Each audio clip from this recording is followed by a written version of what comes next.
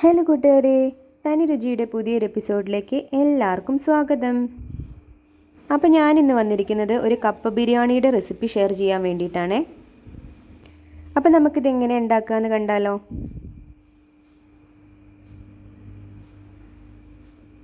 ആദ്യം ഞാനിവിടെ കുറച്ച് കപ്പ കഴുകി വൃത്തിയാക്കിയിട്ട് ചെറിയ കഷ്ണങ്ങളാക്കി മുറിച്ച് വെച്ചിട്ടുണ്ട്. ഞാനിവിടെ കുക്കറിലാണ് കപ്പ ബിരിയാണി ഉണ്ടാക്കുന്നത്. ഇതിലോട്ട് നമുക്ക് കുറച്ച് മഞ്ഞൾപ്പൊടി ഇട്ട് കൊടുക്കാം കേട്ടോ.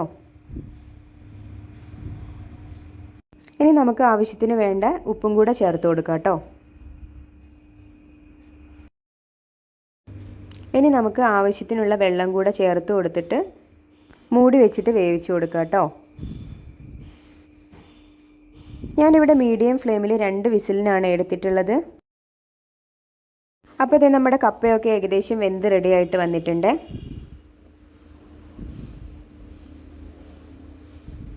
ഇനി നമുക്ക് ഇതൊരു പാത്രത്തിലോട്ട് മാറ്റി വയ്ക്കാം കേട്ടോ.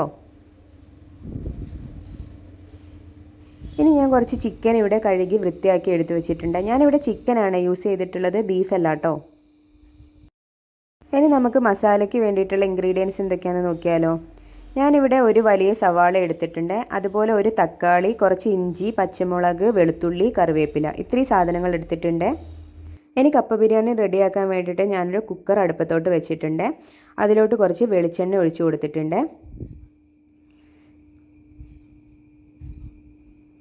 ഇനി കുക്കർ ചൂടായിട്ട് വരുമ്പോൾ നമുക്ക് ഇഞ്ചിയും അതുപോലെ ചതച്ച് വെച്ചിട്ടുള്ള വെളുത്തുള്ളിയും കൂടെ ചേർത്ത് കൊടുക്കാം കേട്ടോ. ഇതിൻ്റെ പച്ചമണമൊക്കെ മാറുന്നത് വരെ ഒന്ന് ഇളക്കി കൊടുക്കുക കേട്ടോ.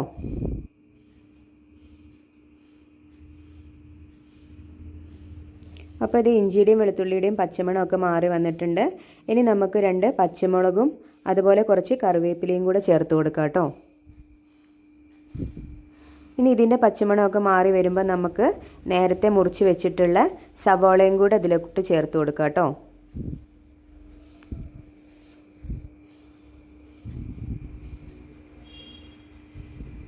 അപ്പോൾ ഇത് സവാളയൊക്കെ നന്നായിട്ട് വഴന്ന് വന്നിട്ടുണ്ട്. ഇനി നമുക്ക് അതിലോട്ട് തക്കാളി ചേർത്ത് കൊടുക്കാം കേട്ടോ. അപ്പോൾ നമ്മുടെ തക്കാളിയൊക്കെ ഏകദേശം നന്നായിട്ട് വഴന്ന് വന്നിട്ടുണ്ട്. ഇനി നമുക്ക് ഇതിലോട്ട് വേണ്ട മസാലപ്പൊടികളൊക്കെ ചേർത്ത് കൊടുക്കാം കേട്ടോ. അതിനായിട്ട് ആദ്യം ഞാൻ കുറച്ച് മുളക് പൊടി ചേർത്ത് കൊടുത്തിട്ടുണ്ട്. പിന്നെ കുറച്ച് മഞ്ഞൾപ്പൊടി ചേർത്ത് കൊടുത്തിട്ടുണ്ട്. ഇനി ഞാൻ കുറച്ച് മല്ലിപ്പൊടിയാണ് ചേർത്ത് കൊടുത്തിട്ടുള്ളത്. എരിവിനായിട്ട് കുറച്ച് കുരുമുളക് പൊടിയും കൂടി ചേർത്ത് കൊടുത്തിട്ടുണ്ട്. പിന്നെ കുറച്ച് ചിക്കൻ മസാല, ഇത്രയും പൊടികളാണ് ഞാൻ ചേർത്ത് കൊടുത്തിട്ടുള്ളത്. ഇനി നമുക്ക് ആവശ്യത്തിന് വേണ്ട ഉപ്പും കൂടെ ചേർത്ത് കൊടുക്കാം കേട്ടോ. കപ്പയിൽ ഉപ്പിട്ടതുകൊണ്ട് മസാലയിൽ നോക്കിയിട്ട് വേണം കേട്ടോ ഉപ്പ് ചേർത്ത് കൊടുക്കാൻ വേണ്ടിയിട്ട്. അപ്പോൾ എല്ലാം കൂടെ നന്നായിട്ട് മിക്സ് ആക്കിയതിന് ശേഷം നമുക്ക് കഴുകി വൃത്തിയാക്കി വെച്ചിരുന്ന ചിക്കനും കൂടെ ചേർത്ത് കൊടുക്കാം കേട്ടോ. ഇനി നമുക്ക് ചിക്കൻ വേവാൻ വേണ്ടിയിട്ട് കുറച്ച് വെള്ളം കൂടെ ചേർത്ത് കൊടുക്കാം കേട്ടോ. അധികം ഒഴിക്കണ്ട കേട്ടോ, നമുക്ക് ചിക്കനിൽ നിന്ന് തന്നെ വെള്ളം വരുന്നതാണ്. നമുക്ക് അടച്ച് വെച്ച് വേവിക്കാം കേട്ടോ. ഇതും ഞാൻ 2 വിസിലാണ് ഇട്ടിട്ടുള്ളത്. അപ്പോൾ ഇത് നമ്മുടെ ചിക്കനൊക്കെ ഏകദേശം കുക്കായിട്ട് വന്നിട്ടുണ്ട്. ഈ സമയത്ത് നമുക്ക് ഉപ്പ് വേണമെങ്കിൽ ഉപ്പ് ചേർത്ത് കൊടുക്കാം കേട്ടോ. ഇനി നമുക്ക് പുഴുങ്ങി വെച്ചിട്ടുള്ള കപ്പയും കൂടെ ഇതിലോട്ട് ചേർത്ത് കൊടുക്കാം കേട്ടോ. ചിക്കനും കപ്പയും കൂടെ നന്നായിട്ട് മിക്സ് ചെയ്ത് യോജിപ്പിച്ച് കൊടുക്കുക കേട്ടോ. ഇനി നമുക്കിതിലോട്ട് കുറച്ച് മല്ലിയിലയും കൂടെ ചേർത്ത് കൊടുക്കാം കേട്ടോ. മല്ലിയില ഓപ്ഷനിലാണ്, നിങ്ങൾക്ക് വേണമെങ്കിൽ മാത്രം ചേർത്ത് കൊടുത്താൽ മതി. എല്ലാം കൂടെ നന്നായിട്ടൊന്ന് മിക്സ് ചെയ്ത് കൊടുക്കുക കേട്ടോ.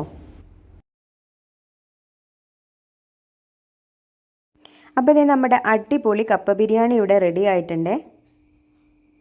കപ്പ ബിരിയാണി ഒന്ന് ക്രഞ്ചി ആക്കാൻ വേണ്ടിയിട്ട് ഞാൻ കുറച്ച് സവാളയും കൂടെ ചെറുതായിട്ട് മുറിച്ചിട്ട് കൊടുത്തിട്ടുണ്ട്.